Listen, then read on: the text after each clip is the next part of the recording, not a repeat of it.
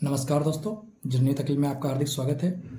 DSSB TGT PGT maths की हमारी जो क्लासेस चल रही हैं, आज इसमें हम लोग टॉपिक नंबर 2 पर आ गए हैं, जिसमें हम लोग आज 1 और ऑन टू फंक्शंस के बारे में देखेंगे और उससे रिलेटेड क्वेश्चंस को करेंगे।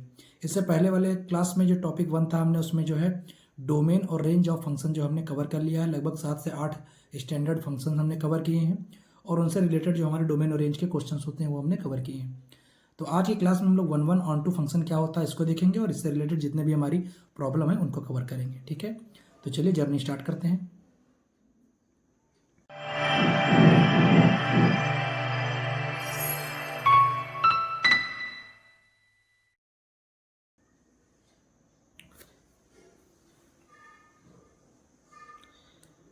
तो आज की क्लास में जैसे हमारे फंक्शन दिया हुआ है FR2R या FR2R और ये हमारे x² + 1 या sin x + 2x या x³ + x² + 4x, इन फंक्शंस में हमें ये चेक करना है कि कौन सा फंक्शन 1 है, कौन सा ऑन टू है। ठीक है, तो पहले हम थोड़ा सा बेसिक 1 और ऑन टू फंक्शंस होता क्या है उसके बारे में थोड़ी सी जानकारी ले लेते हैं, फिर क्वेश्चंस पे आते हैं।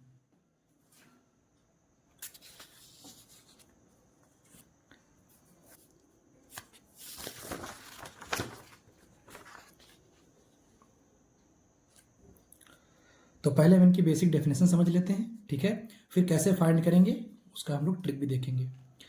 तो 1 फंक्शन क्या होता है कि अगर हमारा f a से लेकर b में, ठीक है, a to b एक फंक्शन दिया गया है, तो वहाँ पर हमारा जो फंक्शन है वो 1 कहलाएगा अगर दो डिफरेंट एलिमेंट ऑफ a, यानी a के दो डिफरेंट एलिमेंट के लिए हमें b में भी जो है डिफरेंट एलिमेंट मिलने चाहिए। ठीक है, नॉट इक्वल टू, अगर x y डिफरेंट हैं तो उनके लिए जो fx और fy आए वो भी हमारा डिफरेंट होना चाहिए। ठीक है, तो उस समय हम उसको बोल देंगे कि हमारा जो फंक्शन है ये 1 है। ठीक है, अगर स्टैंडर्ड डेफिनेशन की बात करें तो हम कह सकते हैं कि f is said to be 1 if x, y belonging to a, ठीक है, comma x not equal to y which implies fx not equal to fy।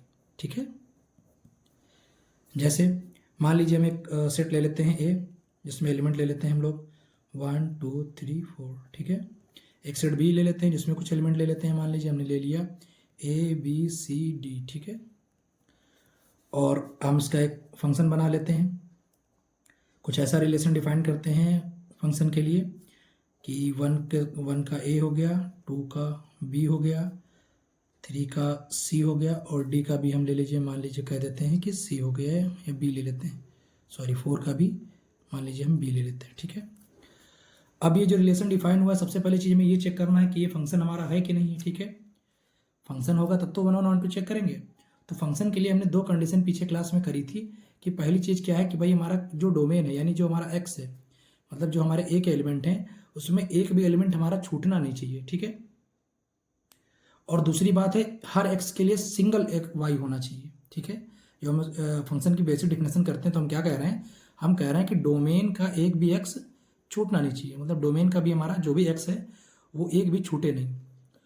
और दूसरी बात क्या बोली मैंने कि जो हर x के लिए जो y है वो क्या होना चाहिए, यूनिक होना चाहिए। ठीक है, तो ये 2 चीज़ें अगर हमारे पास हैं तो हम कह देते हैं कि वो फंक्शन है। जैसे यहाँ पर हम बात करें तो 1 के लिए इसको अगर हम डायग्राम बनाते हैं, मान लीजिए 1 2 3 4, ये हमारा सेट एक एलिमेंट हो गया। यहाँ बात कर लेते हैं 20 के एलिमेंट, मान लीजिए हमने लिया है A B C D। ठीक है, तो इस रिलेशन के तहत हम क्या देख रहे हैं कि 1 का वैल्यू कहाँ पर मिल रहा है, 1 पर, 2 की B और 3 की C पर और 4 की B पर। ठीक है, तो यहाँ हर एक x, पहली चीज़ हमने क्या बोला कि डोमेन का एक भी एलिमेंट छूटना नहीं चाहिए, तो डोमेन के सारे एलिमेंट के लिए हमें y मिल रहा है। ठीक है, पहली कंडीशन सेटिस्फाई। दूसरी बात हमने क्या बोली कि जो हर x के लिए y क्या हो, सिंगल हो। देखिए मतलब एक x के 2 y नहीं होने चाहिए। ठीक है, एक x का एक ही y होना चाहिए। तो यहाँ पर अगर हम देखें तो इसके लिए भी एक y, इसके लिए भी एक y, इसके लिए भी एक y और इसके लिए भी एक y, हर x के लिए एक y है। ठीक है, 2x का एक y हो सकता है वो ठीक है, बट एक x के 2 y नहीं होने चाहिए, तब वो हमारा जो है फंक्शन होता है। फंक्शन होने के बाद बात आती है कि 1 के लिए, तो 1 के लिए सीधी सी सिर्फ इतनी सी कंडीशन है कि हर x के लिए एक डिफरेंट y होना चाहिए। ठीक है, अगर आप कहते हो, जैसे मैंने यहाँ बोला कि अगर x और y डिफरेंट हैं तो उनके fx और fy भी डिफरेंट होने चाहिए, ठीक है। ये एफ हमारा क्या होता है, ए से बी में जो फंक्शन होता है, यानी जो रिलेशन हम करते हैं, रिलेशन ही हमारा फंक्शन बनता है। आपने डेफिनेशन में अच्छे से कवर कर रखा है, ठीक है। तो ये हमारा क्या हो गया, 1 1 हो गया। तो शॉर्ट में अगर 1 1 के लिए आप सोचें तो 1 1 के लिए क्या बोलेंगे आप, कि अगर एक्स और वाई, x1 या एक्स और वाई दो एलिमेंट मान लेते हैं, डोमेन के अगर डिफरेंट हैं तो उनका एफ एक्स और एफ वाई भी डिफरेंट होना चाहिए, ठीक है। दूसरी बात हम बात कर लेते हैं ऑन टू की। तो ऑन टू का सीधा सीधा सा ये मतलब है कि जितना भी ये एलिमेंट है हमारा, ये क्या नाम है, बी का यानी कोडोमेन का, वो सब कहीं ना कहीं जो है हमारा डोमेन से जो है रिलेटेड होना चाहिए। यानी जो रेंज हमारी होती है वो क्या होना चाहिए, कोडोमेन के बराबर होनी चाहिए, ठीक है। अगर ऐसा है तो वो हमारा फंक्शन ऑन टू हो जाता है। अब रेंज क्या है, तो रेंज क्या होता था भाई, सेट बी के वो सारे एलिमेंट जो ए के साथ रिलेशन में हो, ठीक है। और दूसरी बात कोडोमेन क्या होता था, सेट ए के सारे एलिमेंट, ठीक है। जैसे अगर मान लीजिए हम यहाँ पर ये लिखते हैं 1 2 3 और यहाँ पर लिखते हैं ए बी सी डी, और इसका इससे रिलेशन, इसका इससे रिलेशन, इसका इससे रिलेशन करने के बाद जैसे यहीं पर हम बात करें, देखिए हमारा डी जो है वो छूट गया है ना, यहाँ पर डी हमारा जो है वो छूट गया है। तो अगर हम बात करें, अगर हम कहते हैं कि भाई यहाँ पर कोडोमेन बताइए, तो कोडोमेन जो होता है हमारा वो सेट बी के एलिमेंट सारे होते हैं, यानी ए बी सी और डी। लेकिन जो रेंज होती है हमारी वो वाई यानी सेट बी के वो एलिमेंट होते हैं जो ए के साथ में रिलेशन में होते हैं, ठीक है। यानी अगर हम रेंज की बात करें तो हमारे पास केवल ए बी और सी ही है सेट में, ठीक है।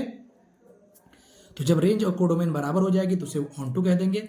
और 1 1 में क्या होता है कि एवरी जो भी हमारा एलिमेंट ऑफ उसका है, डोमेन का एलिमेंट है, उसके लिए हमारा जो सेट बी में जो एलिमेंट मिलेंगे वो डिफरेंट होने चाहिए, हर एक्स का डिफरेंट वाई होना चाहिए, ठीक है। यानी हर एक्स का एफ एक्स जो है वो डिफरेंट होना चाहिए, तो वो हमारा 1 1 है। अब ये तो हमारा बेसिक डिफिनेशन हो गई, जो आपको क्लियर हो गया कि डोमेन 1 1 क्या है और ऑन टू क्या है। अब हम इन पे कैसे फाइंड करेंगे उसके लिए हम ट्रिक देख लेते हैं, ठीक है।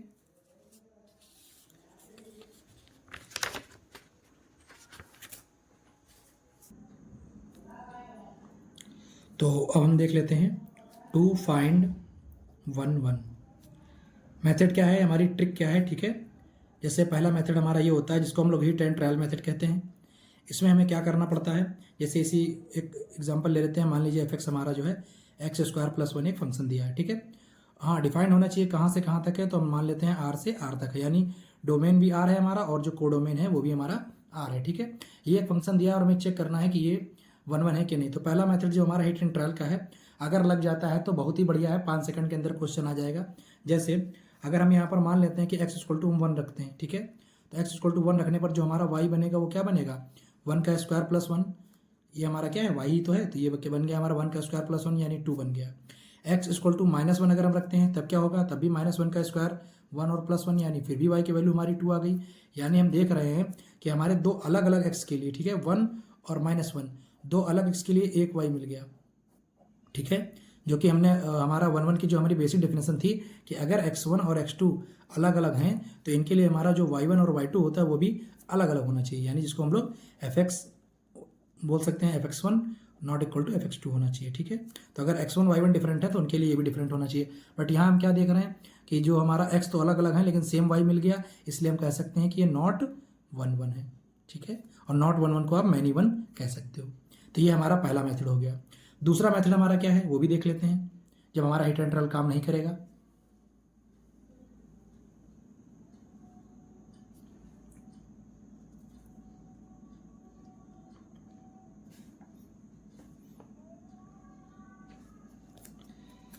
दूसरा जो हमारा मेथड है वो है ग्राफ का मेथड, ठीक है। जैसे मान लीजिए हमारे पास एक फंक्शन दिया गया है जो हमारा एक इंक्रीजिंग फंक्शन है, ठीक है। इंक्रीजिंग फंक्शन देखने के लिए हमें क्या करना है, हमें ग्राफ को लेफ्ट टू राइट देखना होता है, ठीक है, लेफ्ट टू राइट। क्योंकि अगर आप राइट से लेफ्ट देखेंगे तो ये आपको डिक्रीजिंग दिखेगा, लेकिन अगर लेफ्ट टू राइट देखेंगे, यहाँ पर देखिए कुछ वैल्यू है हमारी x1 की जिसके लिए हमें y1 मिल रहा है, यहाँ पर हमारा कुछ x2 होगा जिसके लिए हमें y2 मिल रहा है, ठीक है। इस तरह हमें जो वैल्यू मिलती चली जा रही है, तो ये हमारा क्या है, एक इंक्रीजिंग फंक्शन है, ठीक है। कैसा फंक्शन है, इंक्रीजिंग। तो इंक्रीजिंग फंक्शन ऑलवेज इंक्रीजिंग इसको बोल सकते हो आप, ऑलवेज इंक्रीजिंग। तो जो हमारे ऑलवेज इंक्रीजिंग फंक्शन होते हैं उनका जो हमारा डेरिवेटिव होता है यानी dy/dx होता है वो हमेशा क्या होता है, पॉजिटिव होता है, ठीक है। ये एप्लीकेशन ऑफ डेरिवेटिव में हम अच्छे से समझेंगे। यहाँ आप ये जानिए कि जो भी हमारा इंक्रीजिंग फंक्शन होगा उसका जो डेरिवेटिव होगा वो क्या होगा, पॉजिटिव होगा, ठीक है। सिमिलरली अगर हमारा कोई डिक्रीजिंग फंक्शन है, ठीक है, मान लेते हैं कुछ ऐसा फंक्शन है जो ऑलवेज डिक्रीजिंग है, तो उस समय जो हमारा डेरिवेटिव आएगा यानी dy बाई dx आएगा वो क्या आएगा, नेगेटिव आएगा, ठीक है। तो इनको भी हम क्या बोल सकते हैं, 1 1। कैसे, हम x के पैरेलल, x एक्सिस के पैरेलल एक लाइन ड्रॉ करेंगे, ठीक है। और अगर वो लाइन ग्राफ को एक ही पॉइंट पे कट करती है, जैसे देखिए यहाँ पर एक पॉइंट पे कट कर रही है, यहाँ पर भी एक ही पॉइंट पे कट कर रही है, तो इसका मतलब हम कह सकते हैं कि वो हमारा जो फंक्शन है वो 1 1 है, ठीक है। तो ये मेथड भी हम लगा सकते हैं, लेकिन ये मेथड भी लगाने के लिए हमें ग्राफ को पता होना चाहिए, ठीक है। अब हम आते हैं फाइनल या तीसरा मेथड जो हमारा है, जो सबसे बेस्ट मेथड है, जिसके लिए हमें ना हिट एंड ट्रायल अप्लाई करना है ना ग्राफ को देखना है, ठीक है। ये 5 से 10 सेकंड में हो जाएगा, ये भी 5 से 10 सेकंड में हो जाएगा, लेकिन जब हमें हिट एंड ट्रायल लगा पाए, जब हमें ग्राफ पता हो, ठीक है। तीसरा मेथड क्या है, आपके पास जो भी फंक्शन दिया गया है, ठीक है, जैसे यहाँ पर फंक्शन हमारा दिया गया था y = x² + 1, ठीक है। उस फंक्शन का आप डेरिवेटिव निकाल लीजिए। यहाँ पर अगर इसका हम डेरिवेटिव निकालें तो क्या निकलेगा, dy बाई dx, ठीक है, जो निकलेगा हमारा 2x। और उसके बाद देख लीजिए अगर वो डेरिवेटिव पॉजिटिव आ जाता है, ठीक है, या वो डेरिवेटिव नेगेटिव आ जाता है, दोनों कंडीशन पे आप बोल देंगे कि फंक्शन हमारा 1 1 है। लेकिन ऐसा होता है कि भाई आप डिफाइन नहीं कर पाते हो कि वो हमारा पॉजिटिव है या नेगेटिव है, या आधे इंटरवल में वो आपका डेरिवेटिव पॉजिटिव है और आधे इंटरवल में नेगेटिव है, तो उस समय हमारा फंक्शन 1 1 नहीं रहता है। जैसे यहाँ पर हमारा क्या आ गया 2x, और x हमारा कहाँ से था, जब आप यहाँ पर देखो तो f क्या था हमारा R2R, यानी R डोमेन हमारा R था, यानी इसमें पॉजिटिव नेगेटिव दोनों वैल्यू थी। तो यहाँ पर अगर आप x को पॉजिटिव लोगे तो हमारा डेरिवेटिव पॉजिटिव आएगा, और x को नेगेटिव लोगे तो डेरिवेटिव नेगेटिव आएगा। यानी यहाँ पर तो हमारा डेरिवेटिव पॉजिटिव भी आ रहा है और हमारा डेरिवेटिव नेगेटिव भी आ रहा है। तो हम साफ कह सकते हैं कि फंक्शन हमारा क्या है, नॉट 1 1, ठीक है। तो 1 1 के लिए हमारा ये मेथड अप्लाई होगा। आई होप आपको तीनों मेथड समझ में आ गए होंगे। पहला मेथड कब लगाएंगे, जब हमें डायरेक्ट दिख रहा होगा हिट एंड ट्रायल वाला, ठीक है, 5 सेकंड में आंसर आएगा। दूसरा मेथड जो हमारे अगर स्टैंडर्ड ग्राफ आ जाते हैं, जो हमें ग्राफ पता होंगे, वैसे भी आगे हम अभी ग्राफ ट्रेसिंग भी सीखेंगे। और तीसरा मेथड ये है हमारा सीधे जो फंक्शन दिखे उसका अगर हम डेरिवेटिव निकाल सकते हैं तो डेरिवेटिव निकाल कर भी हम चेक कर सकते हैं, ठीक है। चलिए अगला क्वेश्चन पे आते हैं।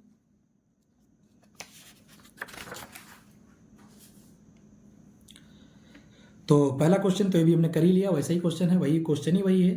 तो जैसे इसमें हम क्या करेंगे, इसको हम y = x² + 1 मानेंगे, और फिर इसका क्या निकालेंगे, डेरिवेटिव। डेरिवेटिव निकालेंगे तो dy बाई dx क्या हो जाएगा, 2x हो जाएगा। और अब ये जो हमारा 2x आया है तो ये क्या होगा, हम जान रहे हैं यहाँ हमारा x पॉजिटिव भी है और x हमारा नेगेटिव भी है, क्योंकि x किसको बिलोंग कर रहा है, r को। देखिए डोमेन इसका क्या है, r है। तो इसलिए हम कह सकते हैं कि हमारा जो dy बाई dx है यहाँ पर पॉजिटिव भी है और dy बाई dx हमारा नेगेटिव भी है। तो जब पॉजिटिव और नेगेटिव दोनों होता है तो फंक्शन हमारा 1 1 नहीं होता, या तो कंप्लीटली पॉजिटिव होना चाहिए या तो कंप्लीटली नेगेटिव होना चाहिए, यानी इंक्रीजिंग फंक्शन या डिक्रीजिंग फंक्शन होना चाहिए। मतलब इसका कुछ ग्राफ ऐसा बन रहा होगा जो कुछ समय तक इंक्रीज और उस समय के बाद डिक्रीज कर रहा होगा, ठीक है।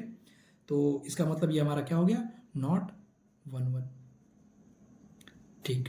अब बात करते हैं ऑन टू के लिए। तो ऑन टू के लिए हमारा तरीका वही है कि हमें क्या निकालना है, हमें इसकी निकालनी पड़ेगी रेंज, और अगर हमारी रेंज जो है वो कोडोमेन के बराबर आ जाएगी तो हम कह देंगे कि ऑन टू है, अदरवाइज ऑन टू नहीं है। रेंज निकालने के लिए साफ साफ आपको क्या दिख रहा है, y = क्या है, x² + 1। तो आप क्या करिए, x को इन टर्म ऑफ y बना लीजिए। तो यहाँ पर x की वैल्यू निकालेंगे तो हो जाएगा x² हो जाएगा 1 - y।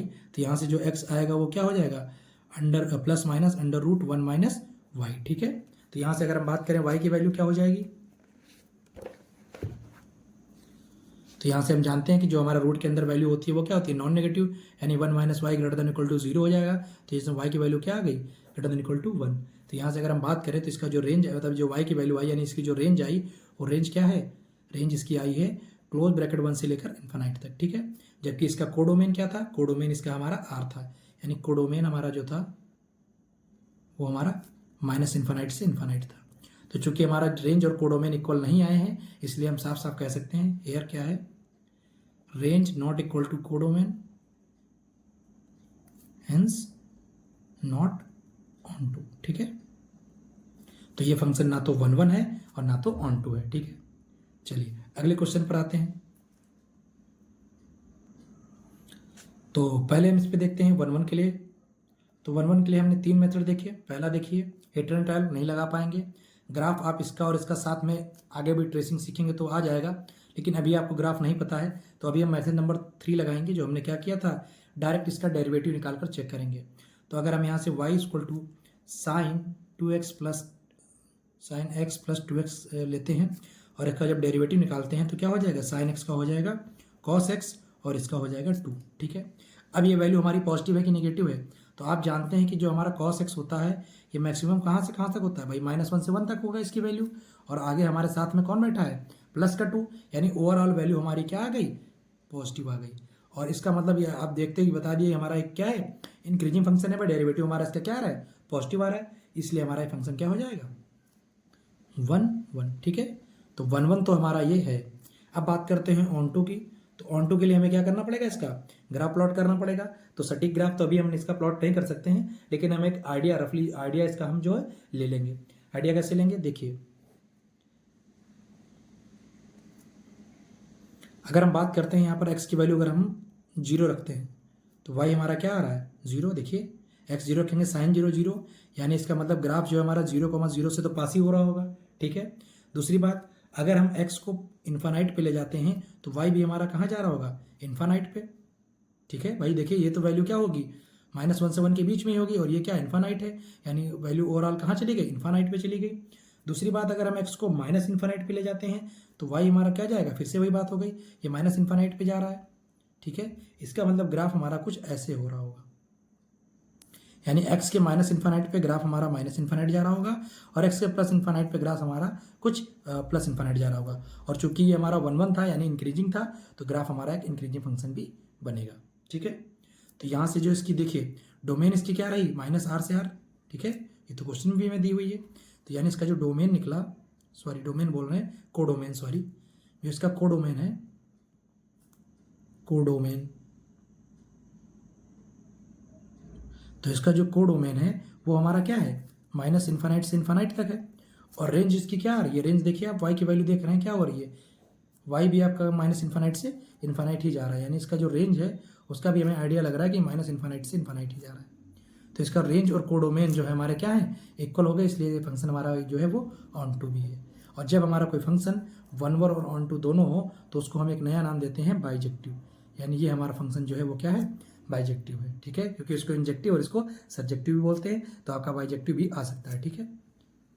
तो 10 से 15 सेकंड का क्वेश्चन है। देखिए एक क्वेश्चन, चारों ऑप्शन आपको मिलेंगे कि 1 1 है, ऑन टू नहीं है, या ऑन टू है या 1 1 नहीं है, या 1 1 ऑन टू बोथ है, या नाइदर 1 1 और ऑन टू भी है, ठीक है। तो 1 1 के लिए तो आपका सबसे अच्छा मेथड है कि भाई डेरिवेटिव निकालिए, और ऑन टू के लिए भी और मेथड भी देखेंगे, लेकिन अभी हमारे पास जो मेथड है कि भाई रेंज निकालिए उसकी, और रेंज कोडोमेन के बराबर करिए, ठीक है। तो रेंज निकालने के लिए अगर आपका पॉलिनोमियल टाइप में आ गया, इरेशनल टाइप में आ गया, ये जो पीछे हमने जितने स्टैंडर्ड फंक्शन देखे हैं, अगर उस टाइप का कोई आ गया तो आपको 10 से 15 सेकंड ही लगना है, ठीक है। और अगर आपको उस तरह का फंक्शन नहीं आता है तो आप ग्राफ के थ्रू भी देख सकते हैं, ठीक है। अभी इसके बाद हमारा जो 2-4 लेक्चर होंगे उसमें हम आपको ये सारे ग्राफ बनाना सिखा देंगे, जिससे आप इजीली ये भी देख जाएंगे ग्राफ प्लॉट करते ही कि ये हमारी इसकी रेंज कहाँ से कहाँ तक होगी, ठीक है। अगला क्वेश्चन देखते हैं।